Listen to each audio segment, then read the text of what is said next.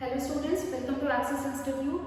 तो हम लोग क्या कर रहे थे? हम लोग स्ट्रेट लाइन चैप्टर कवर कर रहे थे, राइट। क्लास 11 का जो चैप्टर था, the very first chapter of conic section which was the straight line, उसका एक लेक्चर ऑलरेडी हमारे चैनल पे अपलोड हो चुका है। होपफुली आपने वो लेक्चर नंबर 1 कवर कर लिया होगा, अलॉन्ग विद दैट उसके सारे क्वेश्चंस भी कर लिए होंगे। तो एक फ्लैशबैक में चलते हैं कि हमने लेक्चर 1 में क्या क्या देखा था। तो लेक्चर 1 में हमने देखा कि what basically is the standard form of straight line, along with that slope क्या होता है, intercept क्या होता है, slope कितने तरह से निकाला जा सकता है, और उसके बाद हम लोगों ने देखा था 5 different forms of straight line।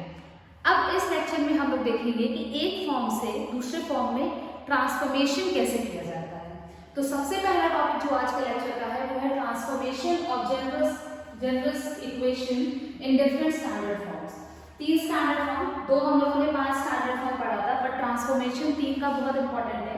Transformation slope intercept form, अगर आपको याद है तो slope intercept form was y equals to mx plus c, right. Intercept form was x upon a plus y upon b is equals to 1, and normal form was quite difficult, x cos alpha plus y sin alpha is equals to q। हम लोग क्या करेंगे यार, हम लोग standard form को, जो general equation थी, अब बात करते हैं जनरल इक्वेशन क्या थी। तो जनरल इक्वेशन हम लोगों ने स्टार्टिंग में देखा था, any linear equation in terms of x and y represents a straight line. तो ये हो गई हमारी जनरल इक्वेशन।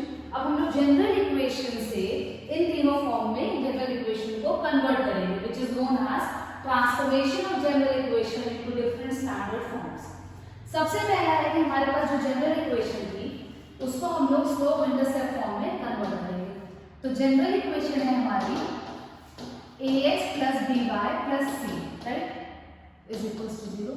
ये हो गई हमारी जनरल इक्वेशन। अब बात ये आती है कि हमें जनरल इक्वेशन को अगर कन्वर्ट करना है in terms of slope intercept form, बहुत सिंपल है। हम लोग सबसे पहले लिखेंगे कि हमारा स्लोप इंटरसेप्ट फॉर्म होता है, तो slope intercept form is y is equals to mx plus c, right. तो हमें क्या करना है, हमको y अकेला चाहिए, LHS में y अकेला चाहिए विदाउट एनी कोफिशिएंट। यही चीज हम यहाँ पे भी कर लेते हैं।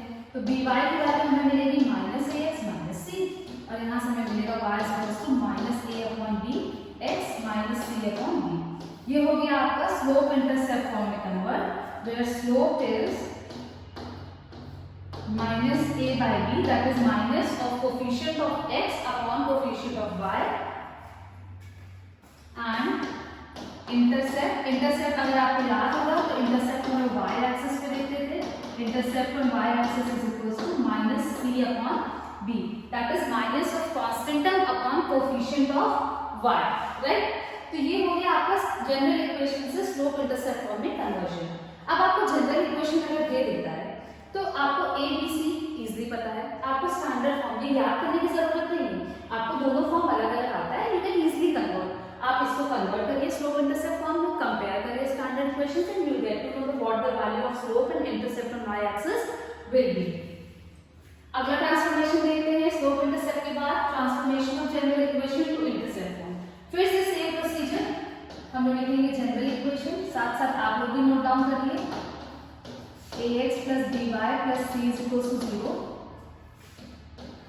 and intercept form was x upon a plus y upon b is equals to 1। मतलब कि हमको एक साइड पे x और y चाहिए, दूसरे साइड पे 1 चाहिए, ठीक है। हम लोग एक साइड पे x और y रखते हैं, दूसरे साइड पे बाकी चीजें ले लेते हैं। अब बात आती है कि राइट साइड में तो 1 चाहिए, तो हम पूरी इक्वेशन को माइनस से डिवाइड कर देते हैं, ठीक है। x upon minus c plus by upon minus c is equals to 1। अब कुछ ये इंटरसेप्ट फॉर्म में कन्वर्ट हो रहा है, हमको x का कोफिशिएंट भी नहीं चाहिए भैया, ठीक है, कोई बात नहीं। इसको हम लिख सकते हैं -c by a plus y upon -c by b is equals to 1।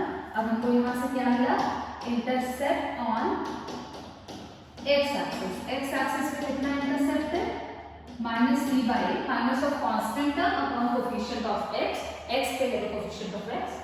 याद करने की जरूरत नहीं है, आप लोग easily with in some seconds आप इसको कन्वर्ट कर सकते हैं। It will be -c upon b।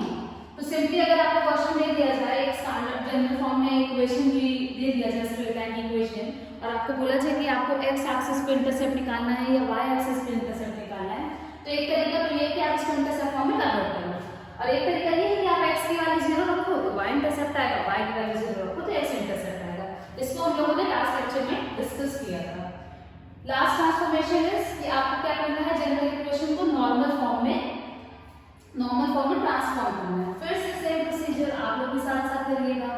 General equation will be ax plus by plus c is equals to 0, right?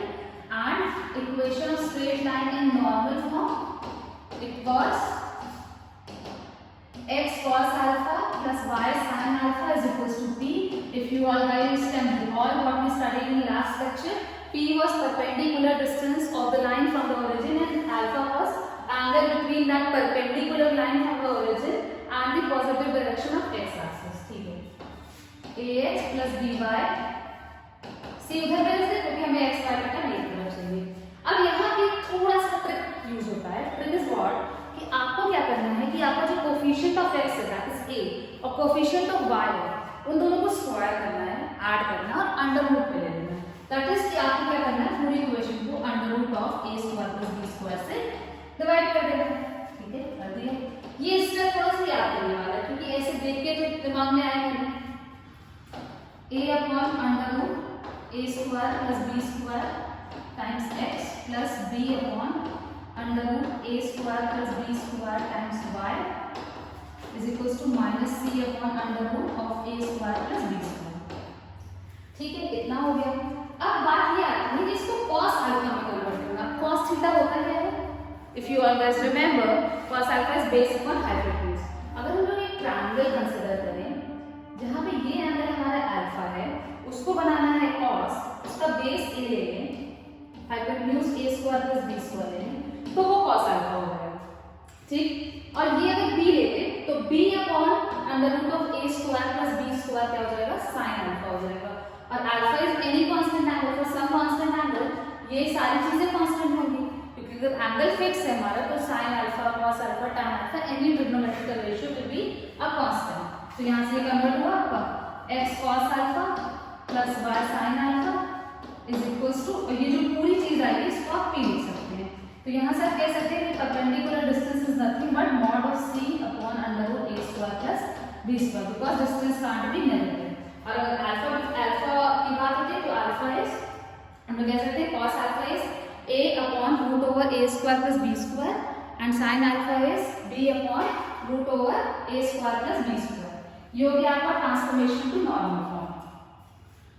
Transformation के बाद अब हम लोगों का जो नया टॉपिक है वो है intersection, point of intersection of two lines. दो लाइंस का पॉइंट ऑफ इंटरसेक्शन क्या होगा? तो इसमें कोई बड़ी बात तो है नहीं, ये आप लोग ऑलरेडी कर चुके हैं 10th में या 9th में जब आप लोग लीनियर इक्वेशंस इन टू वेरिएबल्स पढ़ते हैं। तो आप लोग लीनियर इक्वेशन को अगर रिकॉल करें तो वो फर्स्ट डिग्री इक्वेशन ही रहती है x और y में। दैट मींस कि it represented a straight line, जो हमको पता नहीं था कि वो एक स्ट्रेट लाइन है। तो हम लोग क्या करते थे, वो दोनों लीनियर इक्वेशन को सॉल्व करते थे, राइट? तो जब हम लोग सॉल्व करते थे तो जो आंसर निकल के आता था वो क्या था, वो पॉइंट ऑफ इंटरसेक्शन ही था। हमारे दो लाइंस हैं, उनका जो पॉइंट ऑफ इंटरसेक्शन है जो भी आ रहा है, हम लोग का आंसर जो भी आता था 1, 2, 3, 4 whatever, it was only what, it was the point of intersection of both the lines और the solution of both the linear equations. आप जिस तरह से भी उसको इंटरप्रेट कर सकते हैं। अब यहाँ पे दो तरीका है। एक तो सिंपल सी बात है कि हम क्या करेंगे, एक में से x की वैल्यू निकालेंगे इन टर्म्स ऑफ y और दूसरे में सब्स्टिट्यूट कर देंगे, व्हिच वाज हमारा सब्स्टिट्यूशन मेथड। फिर हम लोगों ने एलिमिनेशन मेथड पढ़ा था, उसके बाद हम लोगों ने एक मेथड पढ़ा था लीनियर इक्वेशन सॉल्व करने का, and that method was cross multiplication method. तो यहाँ पे जो फॉर्मूला डिराइव करते हैं वो क्रॉस मल्टीप्लिकेशन मेथड के लिए करते हैं। Cross multiplication method was x upon, जब आप लोग x लेंगे तो x वाला पूरा चीज छोड़ देंगे, बचेगा ये वाला चीज, इतना पोर्शन b(c1) क्रॉस मल्टीप्लाई करते हैं b1c2 minus b2c1 is equals to y upon, y वाले के साथ सब कुछ उल्टा हो जाता था अगर आपको याद हो, it was a2c1 minus a1c2 is equals to 1 upon a1b2 minus a2b1। तो यहाँ से जब आप लोग तीन चीजें हैं, तीनों चीजें इक्वलिटी में हैं, जब आप लोग पहले और तीसरे को सॉल्व करेंगे तो you will get the value of x coordinate that a1b2 minus a2b1। कैसे आया? हमने इसको और इसको इक्वेट कर दिया और क्रॉस मल्टीप्लाई कर दिया, we got the value of y। Similarly अगर हम लोग बीच वाला टर्म जो y अपना समथिंग ये है और इसको कंपेयर करें, मतलब इक्वेट करें, तो we'll get the value of y coordinate a2c1 minus a1c2 upon a1b2 minus a2b1। इसको भी याद करने की जरूरत नहीं है, why? Because cross multiplication method से आप लोग ऑलरेडी अवेयर हैं, तो you all can directly derive it on the spot. Why? क्योंकि कितना ही टाइम लगा, अभी मैं बोल के कर रही हूँ तो इतना 1 मिनट भी नहीं लगा, but you all can derive it in seconds.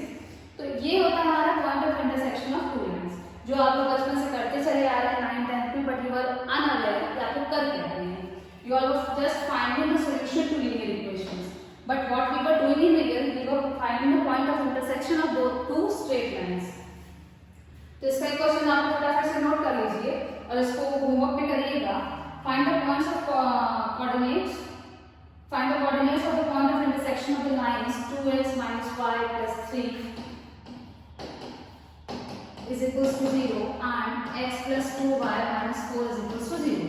ठीक है, कोई दिक्कत नहीं है, इसमें से क्या ही जाना है, हमको सब कुछ पता है, a1 पता है, b1 पता है, c1 पता है, a2 b2 c2 सब कुछ पता है। एंड और हम लोगों ने फॉर्मूला डिराइव किए हैं, आप फॉर्मूला डिराइव मत करिएगा, just solve both the equations by cross multiplication method and you will get the point of intersection of both the lines. आगे बढ़ते हैं, कॉन्करेंसी। कॉन्करेंसी कह सकते हैं कि इसका एक सब पार्ट है।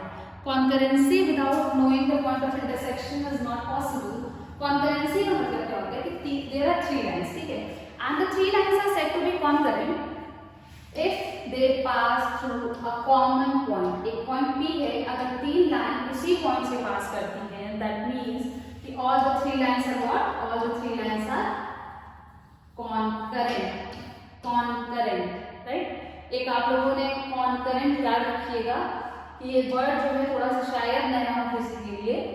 तो concurrent, 3 lines are said to be concurrent। 3 lines को concurrent तब बोला जाएगा if they pass through a common point, that is they meet at a point। एक particular point का coordinate ऐसा होगा जो तीनों इक्वेशन को satisfy करेगा, right?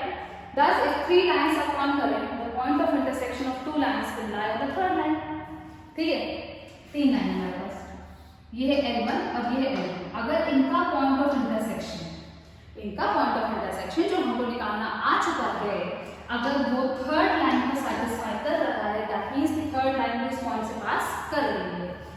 और as a result you can conclude कि all the 3 lines are what? All the 3 lines are concurrent, right? तो आपको क्या करना है कि आपको सिंपल L1 और L2 को सॉल्व करना है, जैसा कि हम लोगों ने देखा बाय क्रॉस मल्टीप्लिकेशन मेथड। उनका पॉइंट ऑफ इंटरसेक्शन निकालना है और उनका पॉइंट ऑफ इंटरसेक्शन आपको L3 पे सेटिस्फाई कराना है। अगर point of intersection of 2 lines will satisfy the third line, the equation of third line, that means कि तीसरी वाली लाइन भी वहां से पास हो रही है, all the 3 lines are said to be concurrent। आगे बढ़ते हैं, एक और तरीका होता है, तो ये तरीका बहुत रेयर केस में यूज करते हैं लोग, क्योंकि वो थोड़ा सा ज्यादा सिंपल हो जाता है। यहाँ पे क्या करते हैं, यहाँ पे हमारे पास 3 लाइन है, L1 L2 L3, right? L1 is a1x without wasting any time, ये L1 है हमारा, ये L2 है, ये L3 है। अगर हमारे पास non zero, not all zero, non zero 3 numbers मिल जाते हैं, λ1, λ2 और λ3, सो दैट अगर हम λ1 से पहली इक्वेशन को मल्टीप्लाई करें, λ2 से दूसरी इक्वेशन को मल्टीप्लाई करें और λ3 से तीसरी इक्वेशन को मल्टीप्लाई करें and adding all the 3 equations we get 0। That means कि 3 इक्वेशंस कैसी हैं, 3 equations, all the 3 equations are concurrent, all the 3 lines are concurrent। थोड़ा सा ये मेथड बहुत डिफिकल्ट हो जाता है बिकॉज़ आपको λ1, λ2, λ3 की वैल्यूज गेस करनी पड़ती है, जस्ट लेट करनी पड़ती है। कभी-कभी क्या होता है, क्वेश्चंस ऐसे होते हैं कि देख के समझ में आ जाता है कि हाँ भाई इसको 2 से मल्टीप्लाई कर दो, इसको -2 से कर दो, जोड़ दो, 0 आ जाएगा।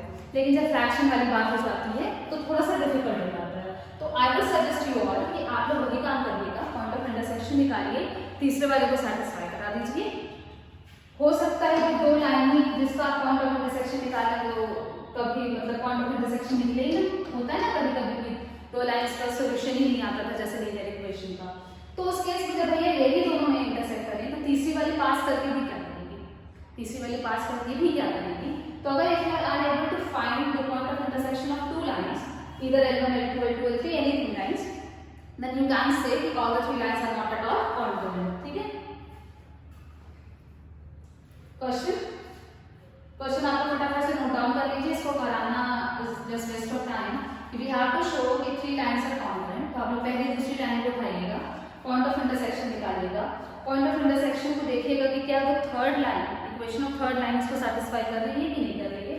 अगर कर रही है, थ्री लाइंस आर कॉन्ग्रुएंट. ऐसे हो गई because question is show that, मतलब ये फॉर श्योर है. ये हो गया हमारा कॉन्ग्रुएंस. आगे देखते हैं next topic. Next topic is lines parallel and perpendicular to a given line. अगर आपके पास एक लाइन की इक्वेशन दे दी जाए, you have to find the equation of another line which is parallel to given line. मतलब अगर आपके पास एक गिवन लाइन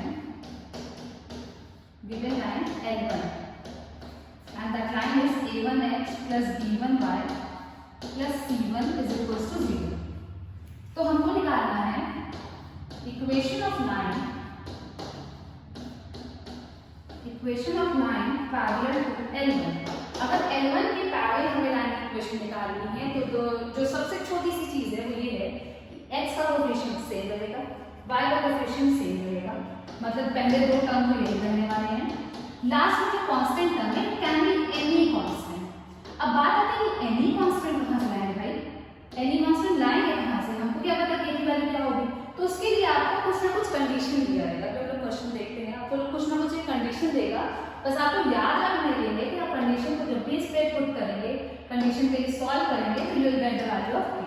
तो सबसे जो बड़ी चीज वो है, सॉरी ये थोड़ा सा ओवर सेंसिटिव है, equation of line parallel to L1 निकालना है आपको ना.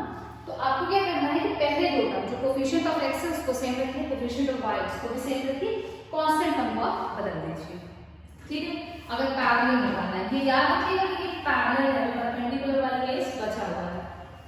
तो I am repeating my sentence कि अगर आपको एक गिवन लाइन की पैरेलल लाइन की इक्वेशन निकालनी है तो आपको क्या करेंगे, आप लोग कोएफिशिएंट ऑफ x और कोएफिशिएंट ऑफ y को सेम रखेंगे और कांस्टेंट टर्म को कुछ और कर देंगे. कांस्टेंट टर्म के लिए कुछ ना कुछ कंडीशन देगा, उसके लिए आपको चिंता करने की जरूरत नहीं है. क्वेश्चन देखते हैं, चीजें और आपको क्लियर हो जाएंगी. Find the equation of the straight line which is parallel to 5x minus 7y equal to 0 and passing through the point 2, minus 3. ठीक है भाई, हमको लाइन करनी है. गिवन लाइन है 5x minus 7y equal to 0. भैया यहाँ पे कांस्टेंट टर्म ही नहीं है, कोई दिक्कत नहीं. Equation of line parallel to given line. जैसा कि मैंने बताया था आपको कि जो लाइन होगी आपकी वो ये सारे टर्म्स तो सेम होंगे, बट एक कांस्टेंट टर्म नया आ जाएगा. This constant line is 0, positive, negative, anything. ठीक है? अब बोला क्या है कि this line passes through point 2, 3. जैसा बताया गया था कि एक कंडीशन देगा to find the value of this particular constant. ये लाइन जो है वो 2, -3 से पास करती है. दैट मींस कि 2, -3 इसको सेटिस्फाई करेगा. तो 5 × 2 -7 × -3 plus k is equal to 0. 10 plus 21 plus k is equal to 0. यहाँ से आपको मिल गई k की वैल्यू -31. -31 मिल गई, यहाँ पर कर लीजिए, आपका आंसर आ गया 5x minus 7y minus 31 is equal to 0. ये हो गया आपका क्या? ये हो गया आपका equation of line parallel to this given line. तो इक्वेशन तो हम लोग निकाल सकते हैं, जैसे कि ये वाली लाइन ही है, ये लाइन है, इसके पैरेलल बहुत सारे लाइंस होंगी, लेकिन एक कंडीशन दे दिया जाए 2, -3 से पास करेगा तो एक ही लाइन ऐसी होगी जो कि 2, -3 से पास भी करेगी और इसके पैरेलल भी होगी. तो कंडीशन देने का यही मतलब होता है कि आपको एक स्पेसिफिक आंसर मिले. ये तो जनरल सॉल्यूशन हो गया ना. इस तरह से बहुत सारी k की वैल्यू बदलते जाइए, बहुत सारी लाइन मिलेगी आपको. लेकिन जब आपने k की वैल्यू स्पेसिफिक रख दिया तो you got just a specific line. ये हो गया आपका equation of line parallel to given line. अब नेक्स्ट टॉपिक इसलिए आपको लाइन की परपेंडिकुलर लाइन की इक्वेशन निकालनी है. ठीक है, ये भी देखते हैं, ये भी बहुत सिंपल सा है. गिवन लाइन है आपकी a1x plus b1y plus c1 is equal to 0. सब कुछ हम लोग स्टैंडर्ड फॉर्म में लेके चल रहे हैं. Equation of line perpendicular to L1. L1 के परपेंडिकुलर हमें लाइन की इक्वेशन निकालनी है. यहाँ पे क्या करना है, यहाँ पे आपको बस एक छोटी सी चीज करनी है, दैट थिंग इज कि आपको x और y के कोफिशिएंट्स को इंटरचेंज कर देना है। आपको क्या करना है, x और y के कोफिशिएंट्स को इंटरचेंज करना है, अलॉन्ग विद दैट आपको एक साइन भी चेंज करना है। या तो आप x का साइन चेंज कर लो या तो आप y का साइन चेंज कर लो। मतलब ये हो जाएगा b1y a1x प्लस कांस्टेंट का यहाँ पे डिफरेंट रहेगा इज इक्वल टू 0। हम चाहते हैं इसका साइन चेंज कर दें, या तो हम ये भी कर सकते हैं minus b1y plus a1x plus a is equal to 0। ये डैश ले लेते हैं आप दूसरी इक्वेशन के लिए। तो ये चीज आपको याद रखना है कि आपको सिर्फ और सिर्फ एक कोफिशिएंट का साइन चेंज करना है। पहले तो आपको कोफिशिएंट्स को इंटरचेंज करना है और इंटरचेंज करने के बाद आपको क्या करना है कि आपको किसी भी एक टर्म पर या तो x मतलब टर्म कंटेनिंग x या टर्म कंटेनिंग y का कोफिशिएंट आपको चेंज कर देना है। तो इससे बात यही आती है कि आंसर पे कोई फर्क नहीं पड़ेगा क्योंकि आपको एक कंडीशन देगा और वहां से आप a के डैश की वैल्यू निकाल सकते हैं। आंसर पे कोई फर्क नहीं पड़ेगा। रिपीटिंग का सेंटेंस कि आप इसका चेंज करें या इसका चेंज करें, डजंट मैटर, आंसर हमेशा सेम ही आएगा। ये क्वेश्चन देखते हैं। Find the equation of the straight line that passes through -2, 3 and perpendicular to the straight line. ये हो गई हमारी गिवन है line perpendicular to given line. क्या होगा, आपको क्या करना था, हमने बोला था कोफिशिएंट्स को इंटरचेंज करना है और एक का साइन चेंज करना है। चलिए हमने y वाले का साइन चेंज कर दिया। आप ये भी कर सकते थे, आप x वाले का साइन भी चेंज कर सकते थे, -2x plus 2y plus some constant k dash is equal to 0। दोनों के आंसर पे कोई फर्क नहीं पड़ेगा। पहले वाले में हमने y का कोफिशिएंट y का साइन चेंज किया है और दूसरे इक्वेशन में हमने x का साइन चेंज किया है। This straight line passes through point -2, 3। हम उसको पास करा देते हैं -2, -2, 3 -8, -6, 8 + 6 14, k इज इक्वल टू 14। ये आ गई आंसर। ठीक है, इक्वेशन हो गई आपकी 4x - 2y + 14 is equal to 0। Answer उस पर भी चेक कर लेते, कोई दिक्कत नहीं है। -2 + 2 3 + k dash is equal to 0। यहाँ से आपको k डैश की वैल्यू बच जाएगी -14। अब जब हम इस पे पुट करेंगे तो you will -4x + 2y - 14 is equal to 0। अगर इस पूरी इक्वेशन में से आप माइनस कॉमन निकालें तो आपको पहला वाला आंसर मिल जाएगा। इसका मतलब ये हुआ कि आपको कोफिशिएंट्स को इंटरचेंज करना है, अलॉन्ग विद दैट किसी भी एक टर्म का साइन चेंज करना है। किसी भी एक टर्म का साइन चेंज करना है, दोनों का मत करिएगा। और आंसर पे फर्क नहीं पड़ता है कि आप x का साइन चेंज कर रहे हैं कि आप y का साइन चेंज कर रहे हैं। ये हो गया आपका equation of line parallel to a given line आपको फाइंड करने के लिए। ठीक है, आगे बढ़ते हैं। Angle between two straight lines and their equations are given. Equation दे दे, देखिए बेसिकली हमें स्लोप का काम होता है। ठीक है, हमारे पास एक इक्वेशन है a1, वही सेम चीज स्टैंडर्ड फॉर्म है। इसका स्लोप है मान लीजिए m1। ठीक है, हम लोग निकाल लेंगे स्लोप, अब तो हम लोगों को ट्रांसफॉर्मेशन भी आ गया है।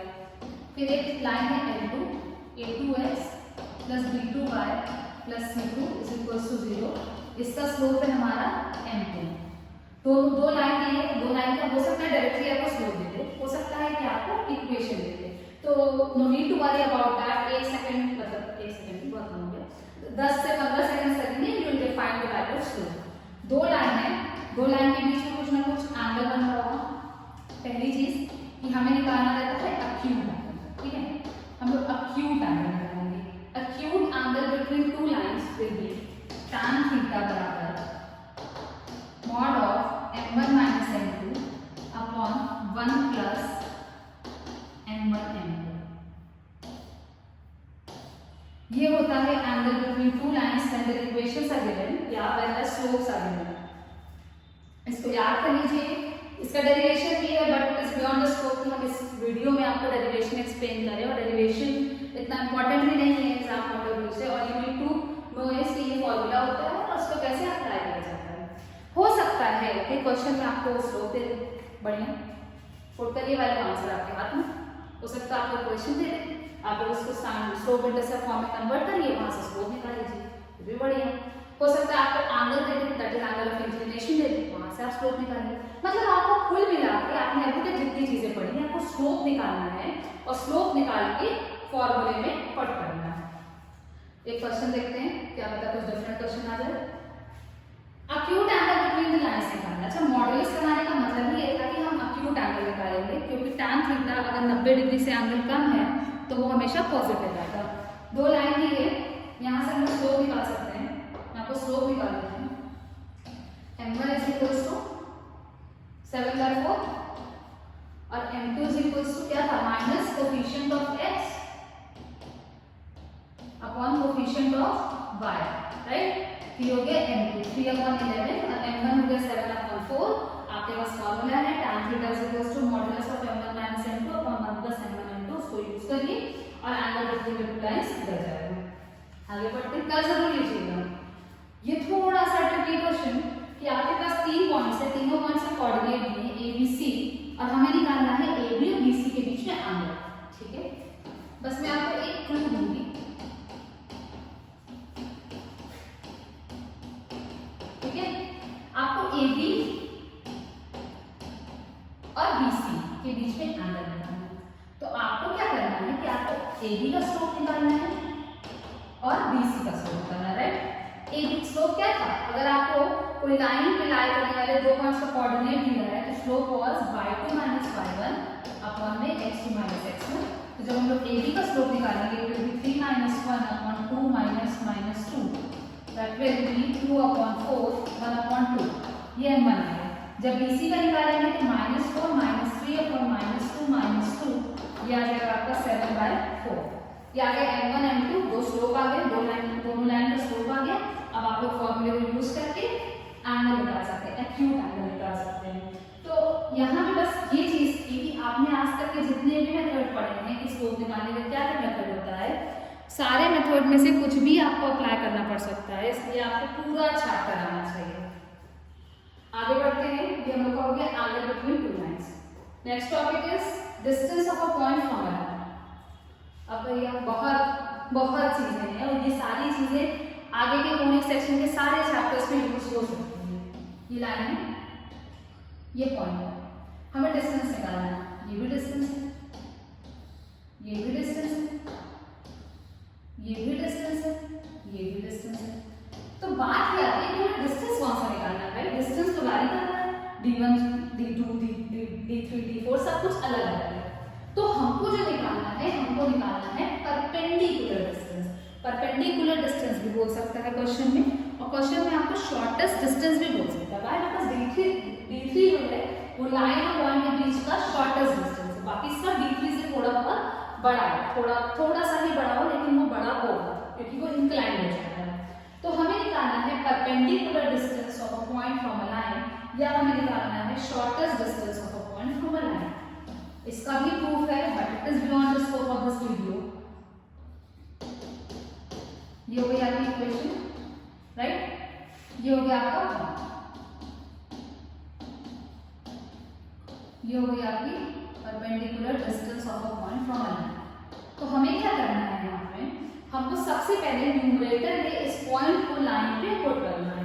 तो हमको क्या मिलेगा, ax1 plus by1 plus c numerator में, डिनोमिनेटर में will be root over coefficient of x का square plus coefficient of y का स्क्वायर। वेरी सिंपल क्वेश्चन, मतलब वेरी सिंपल कंसेप्ट कि आपको सिर्फ और सिर्फ क्या करना है, न्यूमरेटर में से ये फॉर्मूला है, मैं याद करने के लिए बता रही हूँ। न्यूमरेटर में क्या होगा, ये पॉइंट को इसमें पुट कर दीजिए, जो आंसर है वो न्यूमरेटर में with modulus y because distance can't be negative, और नीचे क्या होगा डिनोमिनेटर में root over coefficient of x का square plus coefficient of y का स्क्वायर।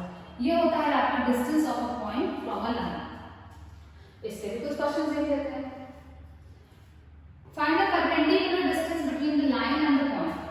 वही सेम चीज, 4x सब कुछ एक तरफ कर लीजिएगा, स्टैंडर्ड पॉइंट है आपका 2, -1, डिस्टेंस हो जाएगा mod of 4 × 2 -1 -5 upon root over coefficient of x का square plus coefficient of y का स्क्वायर। ये हो जाएगा आपका 8 + 1 - 5 9 - 5 और ये √70 4/√70। ये हो गया इस पॉइंट से इस लाइन का डिस्टेंस दैट इज 4/√17। आंसर में यूनिट्स लिखना मत भूलिएगा, एस -1 मार्क्स डिडक्ट होने की चांस बहुत रहती है। ये हो गया आपका perpendicular distance of a point from a line. अरे ये क्वेश्चन तो मैंने नहीं कर दिया, ये क्वेश्चन आप लोग भी नोट डाउन करिए। सेम क्वेश्चन है, find the perpendicular distance of the straight line from the point. Same चीज हो सकता है क्वेश्चन में परपेंडिकुलर डिस्टेंस की जगह पे शॉर्टेस्ट डिस्टेंस यूज करेगा, शॉर्टेस्ट डिस्टेंस। तब भी कंफ्यूज नहीं होना है, शॉर्टेस्ट डिस्टेंस भी परपेंडिकुलर डिस्टेंस ही होता है। तो आपको शॉर्टेस्ट डिस्टेंस निकालने को बोले या परपेंडिकुलर डिस्टेंस निकालने को बोले, आपको काम हल करना है, ठीक है। तो उम्मीद करते हैं कि ये क्वेश्चन आप लोग कर लेंगे। Next topic, last topic is we have to find the distance between two parallel lines. हम लोगों ने जैसे भी देखा था कि दो पैरेलल लाइन है तो दोनों का स्लोप बराबर होगा, राइट। इंटरसेक्ट कुछ भी हो सकता है। ये हो गया हमारे लाइंस, ठीक है। हम लोग स्टैंडर्ड फॉर्म में देख लेते हैं, देवन मैम तो सबको तो स्टैंडर्ड फॉर्म में पढ़ा रही थी। यहाँ पे क्या हो गया,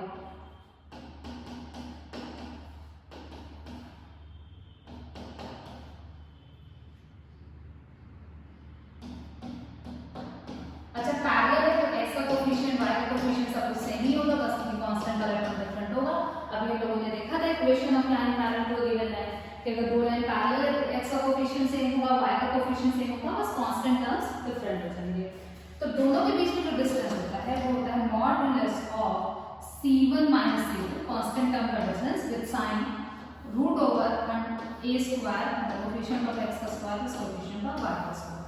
अब a भी तो भैया दोनों में सेम ही रहेगा, लेकिन कभी-कभी क्या होता है कि आइडेंटिकल ना होके कोएफिशिएंट्स क्या होता है, कोएफिशिएंट्स हमारे हो जाते हैं प्रोपोर्शनल। क्या हो जाते हैं, प्रोपोर्शनल। अगर हम एग्जांपल लेते हैं तो वहां पे हमको आइडेंटिकल बनाना पड़ेगा। फॉर एग्जांपल हमने लिखा है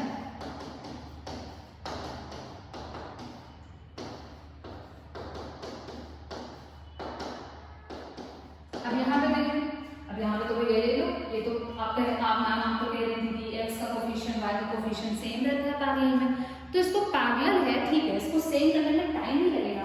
हम यहाँ से 4 कॉमन लेंगे, हमें मिल जाएगा 2x + 4y + 18/4 = 0। हो गई ना दोनों इक्वेशन, दोनों का स्लोप दोनों का कोएफिशिएंट x और y का आइडेंटिकल। तो ये काम आपको पहले करना पड़ेगा, व्हाई, बिकॉज़ आपको डिनोमिनेटर में चाहिए √a² + b², और ये जरूरी है, वरना आपको कंफ्यूजन नहीं हो जाएगा कि ये a लेना है कि ये लेना है। तो आपका काम क्या है कि आपको x और y के कोएफिशिएंट्स को एक करना है ताकि आपको a² + b² लेने में कंफ्यूजन ना हो। और जो c1 c2 है ये फाइनल वाला नहीं है, ये ही वाला c1 c2 कंसीडर करेंगे, पहले वाला कंसीडर नहीं करेंगे। ये हो गया आपका दो पैरेलल लाइन के बीच में डिस्टेंस, और इसके बाद आपका चैप्टर खत्म होने वाला है। तो क्वेश्चन क्या है, estimate the distance between the two lines, ठीक है। ये तो बड़ा ही सिंपल क्वेश्चन हो गया, इसको पहले स्टैंडर्ड फॉर्म में कन्वर्ट करें।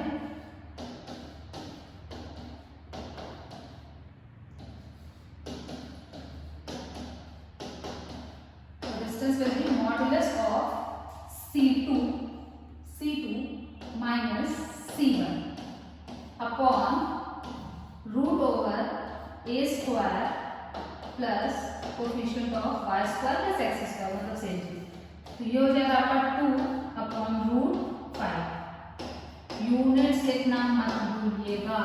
तो ये आ गया आपका दो पैरेलल लाइंस के बीच में क्या डिस्टेंस होगा। एक और क्वेश्चन देख लेते हैं, फिर आपका स्ट्रेट लाइन चैप्टर कवर हो जाएगा। एक और क्वेश्चन इज, यहाँ पे देखिए जो मैं बोल रही थी कि आपको यहाँ पे कोएफिशिएंट्स आइडेंटिकल न मिलके प्रोपोर्शनल मिल रहे हैं, ठीक है, कोई दिक्कत नहीं है। ये क्वेश्चन तो ठीक है, हाँ इसको 3 से मल्टीप्लाई भी कर सकते हैं, ऐसा कुछ नहीं है कि आपको डिवाइड ही करना है। जैसे भी यहाँ से आप 3 कॉमन ले लेंगे तो क्या मिलेगा हमको, 3 इधर से हटा देते हैं। ये हो गई L1 और ये हो गई L2, C1 C2, और यहाँ पे A और B लेने में आपको कोई कंफ्यूजन नहीं होगा। Distance will be mod of C1 - C2 upon में √a² + b², ठीक है। पॉजिटिव भी लेगा रूट में, हाँ, और रूट में तो 2 वैल्यू आती है, लेकिन डिस्टेंस नेगेटिव मिलता है, इसलिए हम लोगों ने सिर्फ पॉजिटिव वैल्यू लिया। तो this was all this was all about the chapter the straight line. यहाँ पे हमारा चैप्टर खत्म होता है स्ट्रेट लाइन का, और हम लोगों ने मोस्ट ऑफ द चीज़ें कवर कर दी। इन केस एक भी टॉपिक मिस होता है तो just let us know, will cover that topic also. Most of the questions अब आपको करने हैं। हमारे पास हमने ऑलमोस्ट सारे टॉपिक कवर कर लिए हैं। अब आपको ऑलमोस्ट सारे टॉपिक्स के सारे क्वेश्चन तो पॉसिबल नहीं है, बट हाँ एक दो बुक से ज़रूर करिएगा। होपफुली ये वीडियो आपके लिए प्रोडक्टिव होगी। अगर प्रोडक्टिव थी तो thanks for watching the video till the very and. Enjoy your day.